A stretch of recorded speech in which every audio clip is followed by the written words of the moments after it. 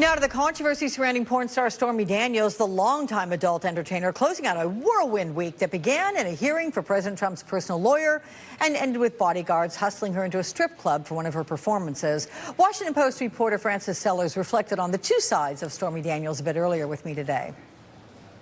The consistency, I think, is somebody who knows how to perform, and whether on national television or to an audience, knows how to, in a club, knows how to engage directly with the people sitting in front of her. Let's bring in Democratic strategist Marjorie Clifton, principal of Clifton Consulting LLC and founder of Spike the Water Cooler, and Republican strategist Lauren Zelt, managing director of FP1 Strategies. Ladies, I also want to apologize in advance if this seems kind of short. We had some studio issues, but we're going to get to it right now with you, Marjorie. What do you think Stormy Daniels and her lawyer's endgame is here? Do you think they're both on the same page with whatever that endgame is? Well, I think that it's a pretty bold statement to say we've got something that's an impeachable offense, because what we've learned is you can't take a president down just by not liking his personal activities and the way he runs his personal life. So, I think publicity absolutely is the name of the game. You don't go out unless you've got something.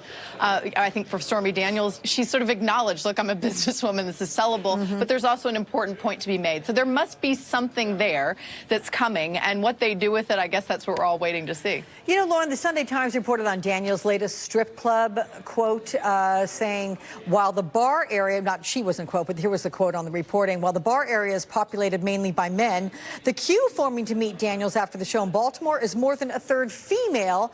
Quote, you're a feminist icon, gushes one young woman. Why do you think Stormy Daniels has that effect? Well, look, I think she's inserted herself with the help of a very capable attorney into our national dialogue. I mean, look, this is quite the week for Mr. Avenatti. I have to say, watching him, especially at that press conference on Monday, I almost feel like I'm watching a modern-day version of the musical Chicago, where he's playing Billy Flynn, right? Mr. Avenatti really knows how to control the press, and I think he's doing it, at a very pivotal moment in our time, especially when we have women's empowerment coming to the forefront. I don't know that I'd call Stormy Daniels a feminist icon, but so some women, that's their right. All right, well, let's talk about someone who is a feminist icon to many, and that would be Hillary Clinton. But this relative to the New York Times reporter Marjorie Amy Chozak, who's coming out with a book which is titled Hillary, 10 Years, 2 Presidential Campaigns, and 1 Intact Glass Ceiling.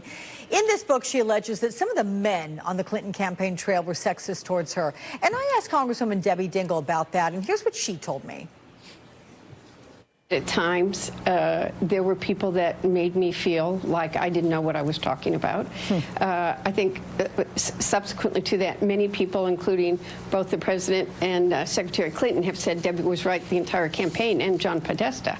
But I don't know at times if it was as much sexist as it was they knew what they were doing. All those numbers and all that quantification, it doesn't come up with really understanding what's in people's hearts and souls. And sometimes some of the men in that campaign, I think, didn't understand how working men and women in this country felt.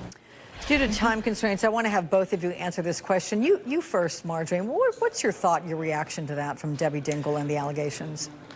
Well, I thought she pointed it out really smartly. It's a question of, was it that they were smart strategists in the room and, we all want to be at the table, we all want to be the voice heard, or was there sexism at play? And I think this is a national conversation, so it's bringing it to light in a lot of arenas.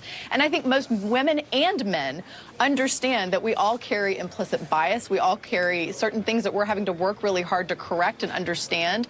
And, as women, we've got to also use our filter to understand, is this about my gender, or is this actually about my knowledge and place at the table? So I think, she's being opportunistic, and she's hitting an important time of conversation about the role of women. And look, I think Hillary Clinton, like most women in leadership roles, acknowledge that we even have to work to understand and think about roles differently, and how we pay people, and also how we acknowledge the balance of family life, because that is a challenge. And men aren't necessarily born understanding that, because that was not the role they've traditionally played, acculturated that way. Yeah. I think this is, again, a big culture change that's happening.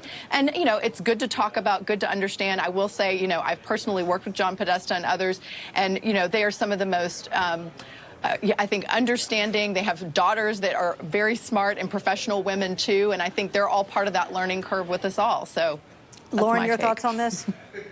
You know, I think I agree with Marjorie on a lot of it, but look, this actually isn't the first time that we had heard, you know, rumors of sexism and other things around the Hillary Clinton campaign.